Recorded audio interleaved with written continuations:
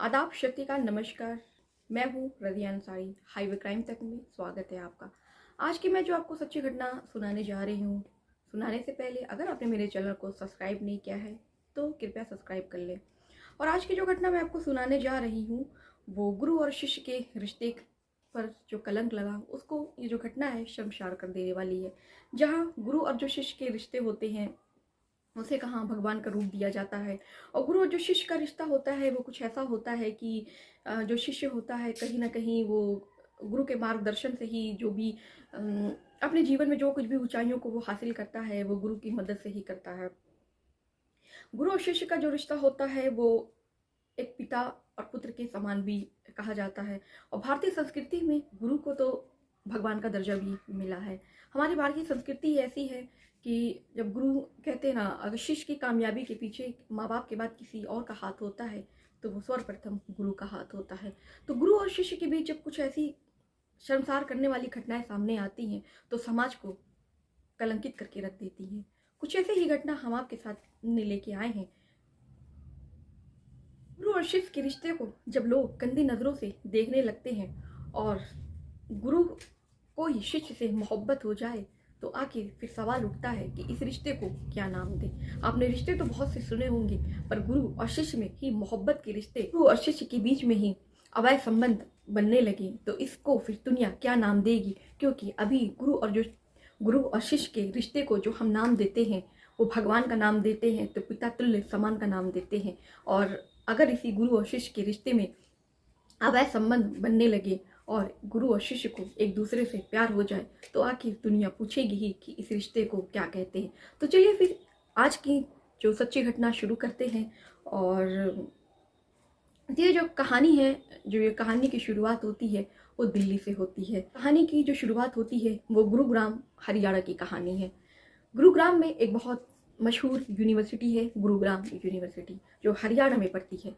हरियाणा में ही गुरुग्राम में जो यूनिवर्सिटी है वहाँ पे एक शिक्षिका होती हैं जो हाल ही में प्रोफेसर के पद पे जिनका चयन होता है और जिनका नाम अंजलि होता है। और वो 32 से 33 साल की उनकी उम्र होती है, जो दिखने में काफ़ी खूबसूरत होती हैं।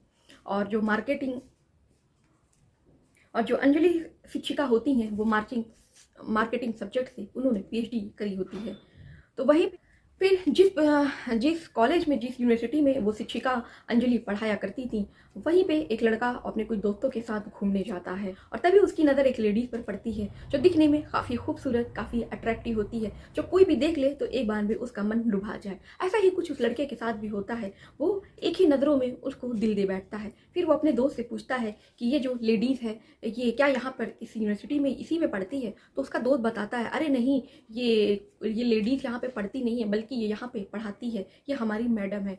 तो वो लड़का इतना सुनते ही वो कहता है, ओ वाओ, अच्छा मैं भी अगले साल इसी यूनिवर्सिटी में एडमिशन लूँगा। तो उसका दोस्त कहते हैं, क्या तुम्हें कुछ याद आया, मतलब क्या तुमको भी मतलब प्रोफेसर कुछ बनना है। तो लड़का बोलता है, अरे नहीं, मैं भी मतलब अगले साल इसी यूनिवर्सिटी में एडमिशन लूँगा।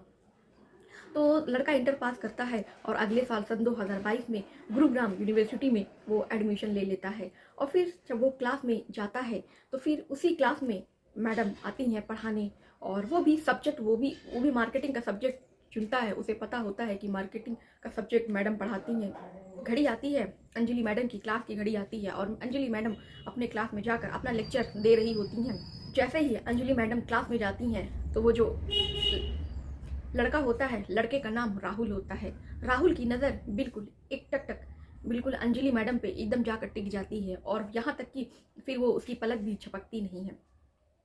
फिर ऐसा ही सिलसिला बिल्कुल जारी रहता है।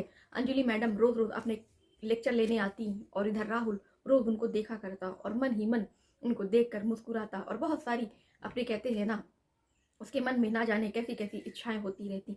वो रोज़ फिर एक दिन मैडम को भी ऐसा लगा कि राहुल यहाँ पढ़ने नहीं बल्कि जब वो क्लास अटेंड कर लेक्चर दे रही होती हैं तो राहुल का ध्यान पढ़ाई पर नहीं, वो सिर्फ मेरे पर ही उसका ध्यान लगा रहता है और वो एक टक मुझे ही देखता है।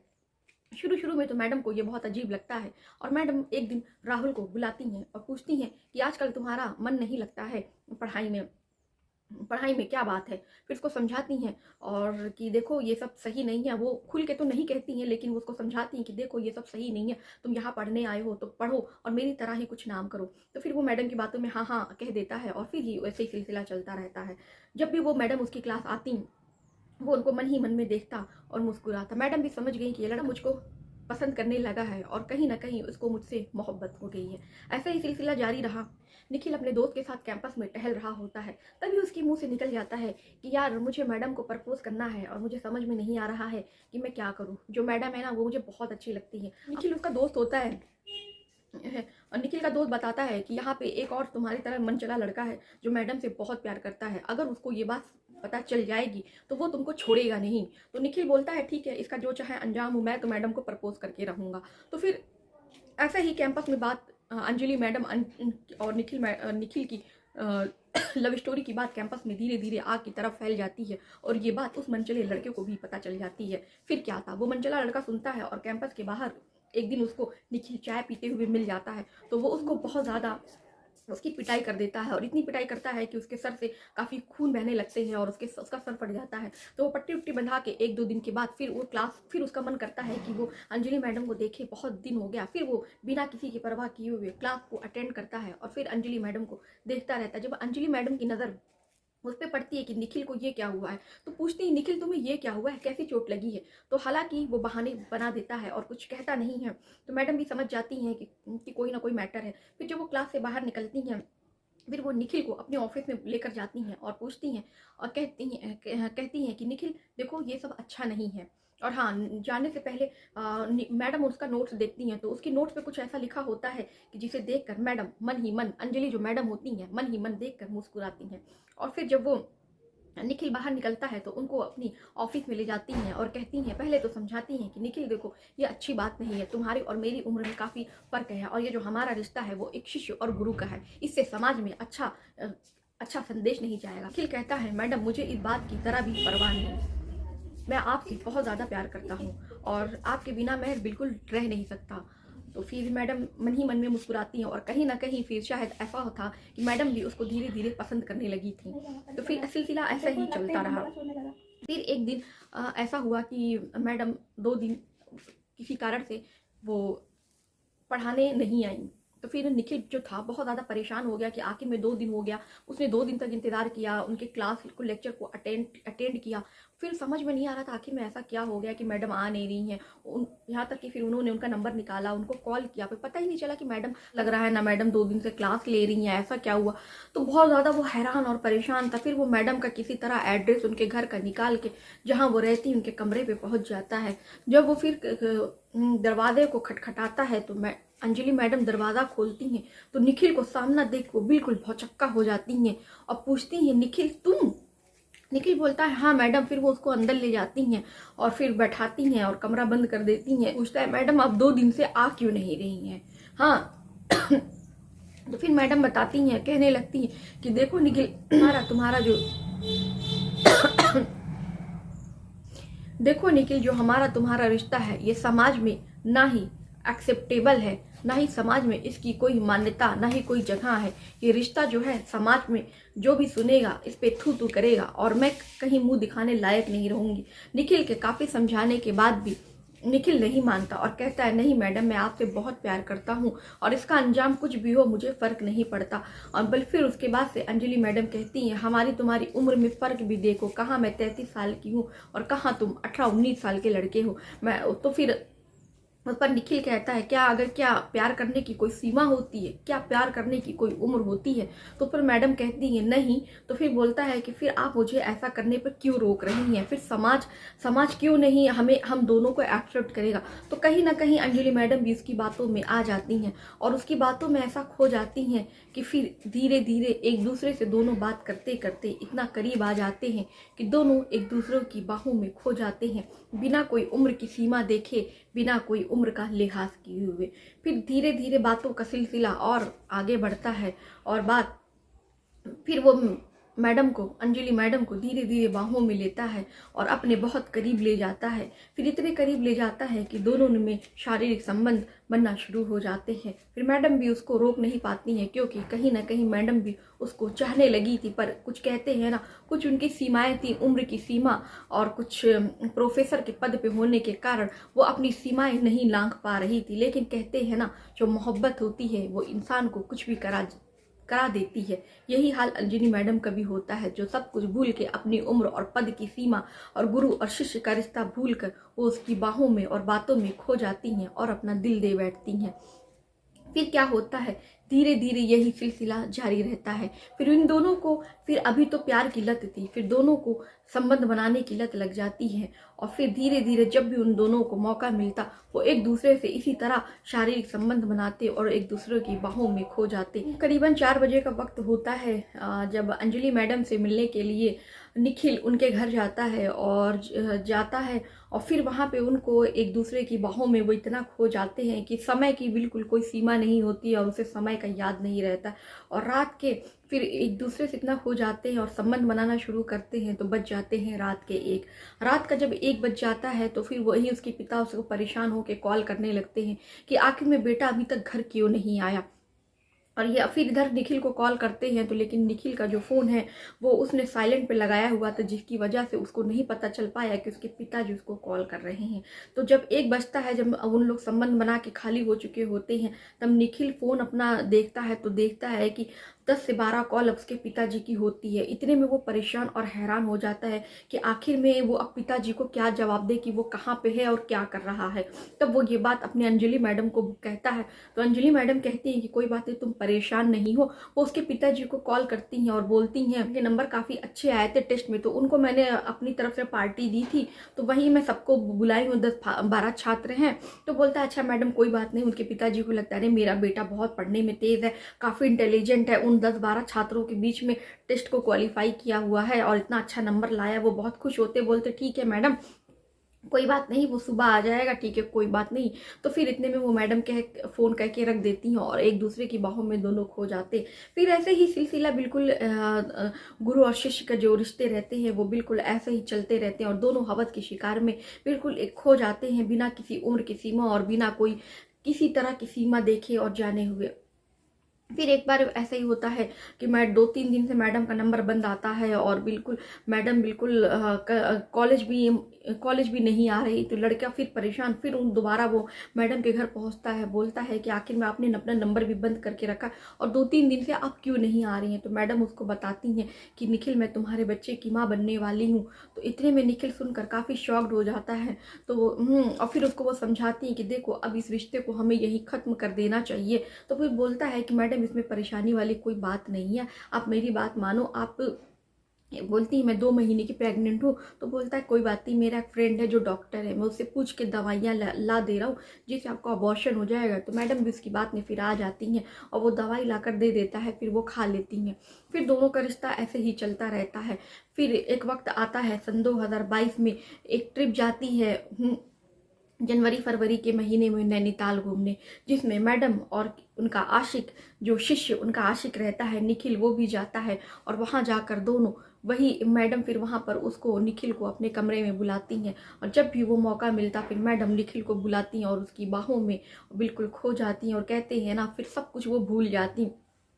फिर से मैडम फिर जब वहाँ नैनीताल से वापस आती हैं तो वो निखिल को कॉल करके अपने घर बुलाती हैं, फिर उसको बताती हैं कि मैं फिर से दोबारा प्रेग्नेंट हो गई हूँ। हाँ, तो फिर निखिल बोलता है कि हाँ, फिर मैडम बोलती हैं चलो फिर क्यों ना हम लोग, बार बार ऐसा हो रहा है, हम लोग क्यों ना शादी कर ले। फिर निखिल तैयार हो जाता है और फिर दोनों जाकर एक मंदिर में, छोटी सी मंदिर में दोनों 7 फेरे ले लेते हैं और विवाह के बंधन में बंध जाते हैं। फिर ऐसे ही सिलसिला चलता रहता। तो फिर एक बार, तीसरी बार ये मैडम जो इनकी अंजलि मैडम होती हैं, वो तीसरी बार प्रेग्नेंट हो जाती हैं। फिर वो निखिल के सामने एक प्रस्ताव रखती हैं कि निखिल अब क्यों ना हमारे रिश्ते को, इतने साल हो चुके हैं और हमारी शादी भी हम लोग ने अब तक समाज से छिप कर की है, अब क्यों ना वक्त आ गया है कि अब जो अपनी शादी है वो समाज के सामने कर ले, ताकि ये जो बच्चा है, हम कितनी बार अपना अबॉर्शन में कराऊंगी, अब ये जो बच्चा है इसको हम दुनिया में लाएंगे और फिर अपना एक जो परिवार है वो समाज के सामने हंसी खुशी बिताएंगे।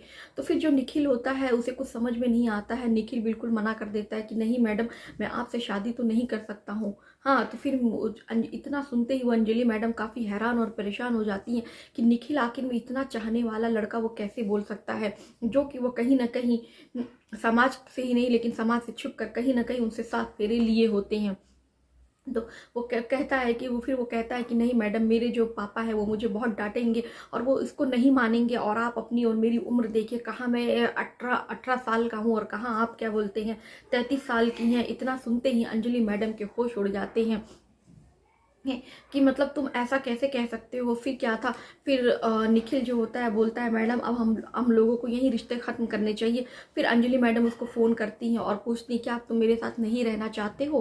तो फिर निखिल बोलता है नहीं मैडम, मैं आपसे बहुत प्यार करता हूँ, हमेशा प्यार करता रहूँगा और आपके साथ भी रहूँगा, लेकिन जो आपसे शादी है, जो विवाह जैसे बंधन में है, वो मैं समाज के सामने आपसे शादी नहीं कर सकता। मैं आपके साथ ऐसे ही रहूँगा, संबंध बनाऊँगा, सब कुछ हमारा रिश्ता जो पहले था अब भी वैसा ही रहेगा, लेकिन मैं आपसे शादी नहीं कर सकता क्योंकि आप मेरी उम्र में काफ़ी ज़्यादा बड़ी हैं।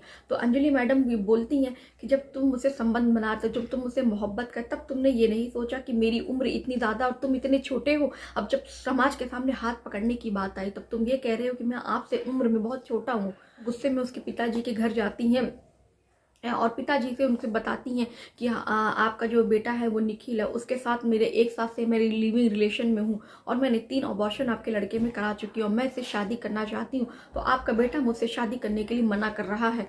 तो पहले उसके पिताजी काफ़ी गुस्सा होते हैं और पहले तो उनको यकीन नहीं होता है, फिर बाद में उनको यकीन होता है।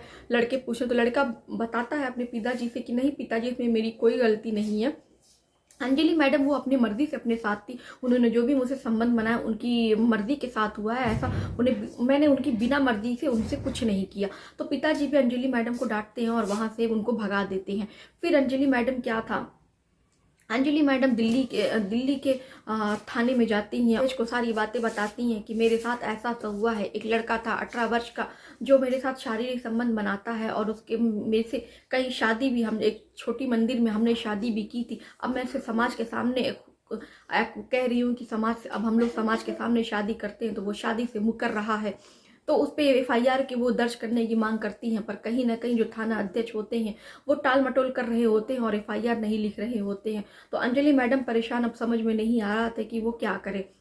तो फिर उनका जो एक था दिल्ली के हाई कोर्ट में, उनका एक लॉयर था जो उनका दोस्त होता, तो वो सलाह देता है कि आप कोर्ट की मदद लीजिए और आपको न्याय मिलेगा और उस व्यक्ति को जो आपके साथ ऐसा फ्रॉड किया उसको सज़ा मिलेगी। तो उस पर वो मुकदमा लिखाती हैं और उनका मुकदमा चलता है। फैसला जज का सुनते ही उनकी आंखें शर्मसार हो जाती हैं और बिल्कुल कहते हैं ना, उनको भी कहीं ना कहीं उनकी आंखों में पछतावा दिख रहा होता है, लेकिन फिर भी कहते हैं पछतावा करने से क्या होता है, जब चिड़िया चुग गई खेत। तो आपने ये कहावत सुनी ही होगी। तो अंजलि मैडम के साथ भी कुछ ऐसा ही होता है। तो जज साहब होते हैं, वो फैसला सुनाते हैं और जो FIR में लिखा होता है उसी के तहत वो फैसला सुनाते हैं और कहते हैं कि आप एक वयस्क महिला हैं और आप अच्छे एक समझदारी पद पे भी हैं, आपने मार्केटिंग से PhD की कर रखी है और आप एक वयस्क 33 साल की महिला हैं। आपसे ऐसी गलती की उपेक्षा नहीं की जा सकती कि आप किसी अपने ही शिष्य से प्यार के मोहब्बत के जाल में फंस जाएंगी आपको, बल्कि आपका अगर कोई शिष्य अगर गुरु का कर्तव्य होता है कि कोई शिष्य अगर गलत राह पे चल रहा है तो गुरु उसका मार्गदर्शन करता है, और गुरु ही उसमें निर्लिप्त हो जाए तो फिर समाज हमारा किस दिशा में जाएगा। आपकी ये गलती है कि आपने उसके मैडम जो थी, उनकी अंजलि मैडम इस हद तक गई थी कि वो जो निखिल 18 वर्ष का युवक था उस पर वो बलात्कार जैसे उन्होंने आरोप लगाया था। तो उन्होंने फिर जज साहब ने कहा कि आपने अपनी मर्जी से उससे संबंध बनाए और अब उसको आप कह रही हैं कि उन्होंने आपका बलात्कार किया, तो आपने संबंध भी अपनी मर्जी से बना और 3 बार जो प्रेग्नेंट है वो आप अपनी मर्जी से हुई, तो फिर कोई आपका बलात्कार कैसे कर सकता है। ये आप उस पर घिनौना और गंदा इल्जाम लगा रही हैं जो आप पर बिल्कुल शोभा नहीं देता।